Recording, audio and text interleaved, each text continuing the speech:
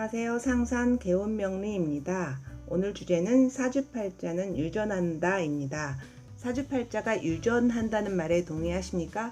아버지의 삶이나 행동을 아들이 똑같이 한다던가 딸이 엄마와 비슷한 삶을 살더라 그런 거요. 사는 모습이 사주팔자의 모습이니 그런 모습들이 사주팔자의 유전의 증거가 되겠네요. 아주 눈에 보이는 쉬운 예부터 들어볼게요. 엄마 아빠가 뚱뚱하면 그 자식도 그럴 확률이 굉장히 높습니다. 그런 사람 많잖아요. 양인살이라고 하는 건데요. 일단 몸 구조물이 튼튼하고 기초공사인 뼈가 굵고 큽니다. 쉽게 말하면 왁구가 커요. 어깨가 떡 벌어지고 구조물 자체가 커요. 부모가 양인살이면 자식도 일지월지에 양인살을 갖고 있습니다. 분명히 시지에 있으면 안 뚱뚱해요. 양인의 기운만 물려준 거죠. 백호살도 있는데요. 요즘 프로의 별이라고 새로운 해석을 해주고 있죠. 옛날로 치면 혈광기사, 피를 보고 죽는다, 호랑이한테 물려가갖고 죽는다 이런 살이에요. 백호살도 부모가 자식에게 다 나눠줍니다. 한 칼 하는 성질, 기질을 준 거죠. 밑도 끝도 없이 백호살이 내 사주에 떡 와있진 않습니다. 인과관계가 있는 거죠. 누가 준 겁니다. 부모와 자식의 사주는 긴밀하게 연결되어 있습니다. 원인과 결과, 인과관계가 다 있는 거죠. 부모가 공부를 잘하는데 정인이 있나 보죠. 돈이 없어서 못 배운 경우가 있다고 칩시다. 돈을 벌기 위해서 애썼겠죠. 공부를 잘하는데 돈이 없었으니까 정인이 있으니까 정인으로 돈을 벌려고 했으니까 완전히 망했거나 굉장히 곤란했을 것 같아요. 그러면 그 사람에게서 난 그 자식은 망한 집안에서 태어나서 돈의 중요성을 몸소 깨닫게 됩니다. 돈을 열심히 법니다. 탐욕스럽게요. 돈의 중요성을 아니까 끝을 모르고 달려갑니다. 재생살하는 거죠. 추락합니다. 재생살은 멈출 때 못 멈추는 탐욕이거든요. 이거를 멈춰야 재생살을 멈출 수 있는데 이 사람은 브레이크가 고장난 사람이 된 거죠. 아버지의 인생을 봐야 이 사람의 인생을 이해할 수 있는 그런 인과관계가 성립이 되죠. 자, 그러면 충형이 되어 있는 사주를 볼게요. 충형이 되어 있는 사주의 주인공은 좀 극단적이고 확고한 자기 색깔이 있는 사람입니다. 합이 많아서 이래도 흥 저래도 흥 그런 사람이 절대 아닙니다. 일지 충형이 된 사람은 부모와 충형이 된 거니까 사회, 부모와 대립각을 세우는 사람이고 싸워서 이루고자 하는 사람입니다. 합을 한 사람은 사회와 부모에 순응하는 사람이고요. 그러니까 충형을 한 사람은 성격도 그러합니다. 이런 기질이 하늘에서 뚝 떨어진 게 아니고 부모가 그런 확고하고 투쟁적인 성격일 것입니다. 부모의 삶의 태도, 문제 해결 방식을 그대로 배웠거나 DNA 속에 그런 강한 기질이 있는 거죠. 부모가 금발이면 자식이 금발로 태어나는 것처럼요. 자식에게 그런 성향도 물려주는 겁니다. 공무원 집안의 공무원이 나고 안정적인 부모 밑에서 성격이 안정적인 자식이 태어납니다. 슬픈 예 하나 들어볼게요. 자식이 잘못된 선택을 하거나 공경에 빠지고 사람들이 손가락질할 때 다 내 죄다 라고 슬퍼하는 부모를 본 적이 있죠. 주로 아버지보다 엄마가 그런 말을 합니다.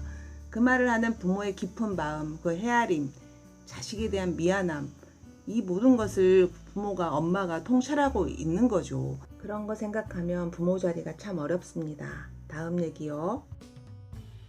자, 그러면 부모가 뚱뚱해서 젊은 나이에 온갖 성인병으로 고생한다. 그러면 젊은데 혈압이 높고 당뇨가 있고 물론 유전이죠. 구술하면 낫나요? 극복하는 방법을 생각해 봐야죠. 운동, 식이요법, 병원. 양인살이 다 뚱뚱하진 않아요. 양인살은 몸짱도 많다고 합니다. 다음 예는 아버지가 폭력 가장이다. 나는 어린 시절에 고통받았다. 나는 절대 그러지 말아야지. 실제로 안 그런 사람이 있습니다. 극복한 경우. 근데 나도 모르게 어린 시절 혐오했던 아버지를 닮아 있어? 그러면 DNA에 불복을 한 거죠. 유전되었지만 다 똑같은 결과를 가지고 오는 건 아니에요. 나는 자유의지, 극복 에너지가 있는 겁니다. 사주가 같다고 똑같은 삶을 살진 않는 것처럼요. 살다가요. 나 이런 성향은 내 인생에 너무 사는데 불편해. 그러고 무속인을 찾아간다고 생각을 해봅시다. 그러면 그 무속인이 조상이 돌보지 않네, 방해하네, 멧돼조에 누구 죽은 귀신이 있는데 어쩌고 총각 귀신, 처녀 귀신이 있지 않았냐 이렇게 말합니다. 그 말이 맞을지도 몰라요. 조상이 방해한다는 말이요. 내 DNA 속에 조상의 나쁜 기질이 유전되어 있다는 말이거든요. 원진, 백호, 귀문, 충, 격각 이런 거요. 그 기질적으로 술 좋아하고 우울 성향, 집중 못하는 거 이런 것들이 많이 있을 수가 있죠. 부모가 금발이면 자식도 금발인 것처럼 그 조상의 나쁜 기질을 똑같이 유전으로 받은 거예요. 원진 귀문을 갖고 있으면 자식에게도 다 나눠줍니다. 그런 성향을 조상이 돌보지 않는다, 방해한다 이렇게 말을 하는 거예요. 무속인들이. 또 자식사주에 충형이 있으면 부모나 조상 자리에도 분명히 그런 기질을 가진 사람이 물려준 거예요. 확고한 자기 색깔이 있는 사람. 부모의 혹은 조상의 삶의 기질, 태도 이런 거를 준 거예요. 유전으로. 그러면 이렇게 살면서 너무 불편한 것들, 충형, 원진, 귀문, 격각 어쩌고 저쩌고 이런 것들이 구슬하면 없어질까요?